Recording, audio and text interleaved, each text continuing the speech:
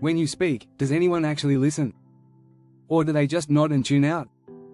Shockingly, studies show that 75% of people have trouble staying focused when someone is speaking. And even worse, 65% of us forget what was said within 24 hours. Imagine putting all that effort into speaking, only for your words to fade away like they never happened. That's a huge problem if you want to be heard and make an impact. But don't worry, you're not alone. Even the most powerful speakers have faced this challenge. What sets them apart is their ability to connect. In this video, I'll show you exactly how to get people to listen, remember what you say, and leave them wanting more. From the first word to the last, we'll break down strategies that the best speakers use to own the room. Ready to stop being ignored and start captivating your audience? Let's dive into the techniques that will make your words stick and change the way you speak forever. Chapter 1: The magnetic power of your first few words. You've got only a few seconds to grab someone's attention. Studies show that it takes just 7 seconds for people to form an opinion about you. First impressions matter more than we think, especially when speaking. According to psychology, humans instinctively judge based on appearance and tone before anything else. If you don't hook them quickly, you risk losing their attention completely. So, how do you get them interested from the start? Start with a bold statement, a thought-provoking question, or an intriguing fact. Remember, your opening line is your chance to control the room. It's your moment to show confidence and spark curiosity. The goal is to make them think, I want to hear more of this. Think about how TED speakers grab attention with one powerful opening sentence. They make it count. Research even shows that 90% of effective speakers use a strong opening to lead the conversation. One unique technique is to ask a question that directly involves your audience. For instance, how many of you have ever felt ignored when speaking? This creates a connection right away. You're not just talking at them, you're inviting them into the conversation. It creates anticipation, and curiosity kicks in. When people feel included, they're more likely to stay engaged. The tone of your voice plays a role too. A calm yet assertive tone signals confidence and commands attention. Don't rush your words. Let the pause between sentences do the work. This silence heightens interest and gives weight to your words. It's not about speaking faster, it's about making each word meaningful. Chapter 2: Pause, don't rush, the art of creating tension. Most people believe that talking fast keeps people interested. But research shows that speaking too quickly can actually make you less persuasive. According to studies, slower speech is more memorable. It's not just about what you say, it's about when you say it. Pauses create suspense and make your words feel more important. People subconsciously hang on to the next word when there's a break. A well-placed pause can even help you maintain control of the conversation. Think about it, when someone rushes, they seem uncertain, but pauses show poise. It's a trick professional speakers use to command respect.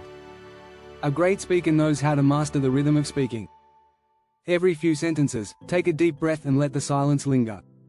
This gives your audience time to process what you've said. It also makes them anticipate your next point. Science backs this up. Studies have shown that people are more likely to remember a statement if it's followed by a thoughtful pause. Take the time to breathe between ideas. This allows your thoughts to flow more clearly and makes each point feel more impactful.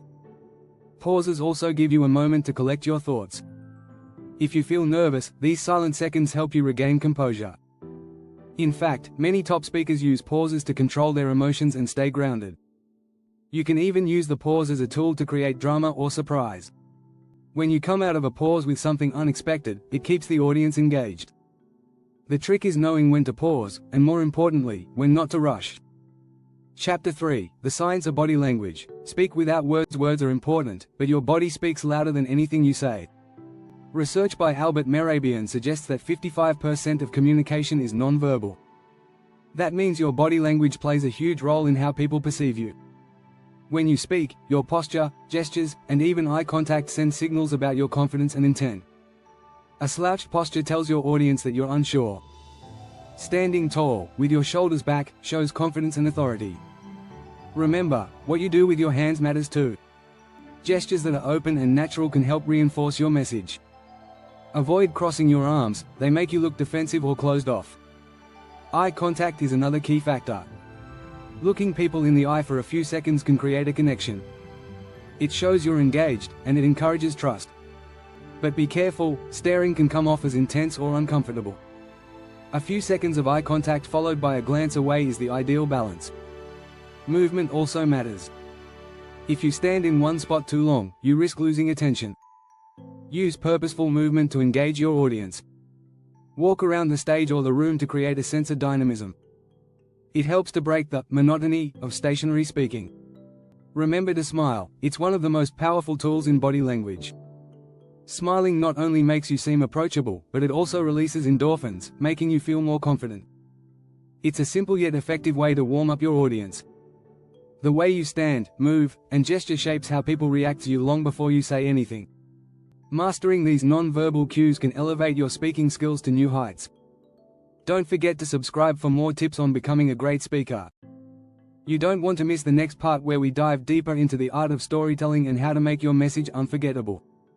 Chapter 4: Storytelling over bullet points. Why your audience cares. People remember stories more than they remember facts. The brain processes stories differently from data. It's hardwired to connect with narratives.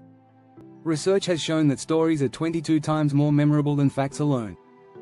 Instead of listing facts or bullet points, why not engage your audience with a story? Whether personal or professional, a good story connects emotions to the facts you're sharing. This emotional connection is what makes your message stick. Think about famous speeches, many of them include compelling stories. Martin Luther King Jr. didn't just recite facts about civil rights. He told a story about his dream, a dream that resonated deeply with his audience. By weaving in emotions, he created a vision people wanted to be part of. The best speakers use storytelling to give context to their ideas. A well-told story can transform an ordinary point into something profound. People are drawn to the narrative, not just the information. The trick is to keep your story relevant and concise. A good story doesn't need to be long, it just needs to pack a punch. Use vivid imagery, emotions, and even a bit of humor to keep people engaged. The key is to allow the audience to imagine themselves in the story. By doing this, you'll ensure they don't just listen, they experience your message. And when they experience it, they'll remember it.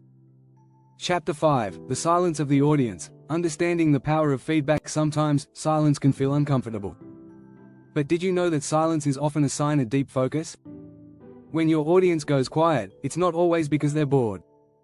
In fact, they could be reflecting on what you just said, processing the information, or even mentally preparing to engage. As a speaker, understanding this is key. Many beginners panic when the room goes silent. They feel the need to fill the space with more words. But by doing that, they risk overwhelming their listeners. Research shows that people need time to absorb new information. After you speak, give your audience the space to think. Don't rush into the next point immediately. This is why pauses are so important. Silence is not a bad thing, it's often a sign that your audience is absorbing your message. Use that moment to gauge their reactions. Are they nodding? Do they seem deep in thought? These are signs that you're resonating with them. Understanding your audience's silence gives you the power to adjust your delivery. By tuning into the silence, you can also respond better to questions or cues from the audience. For instance, if someone seems confused, you can clarify your point before moving on. The silence also gives you the opportunity to control the pacing of your talk. Silence isn't your enemy, it's a tool for reflection, understanding, and connection. Chapter 6: From Nervous to Natural. Turning anxiety into confidence. Feeling nervous before speaking? You're not alone. According to surveys, 75% of people fear public speaking more than death. But here's the secret: anxiety is normal, and it can be turned into energy that fuels your performance. Instead of focusing on the fear, focus on the message you want to share. The best speakers turn their nerves into enthusiasm. One technique is visualization.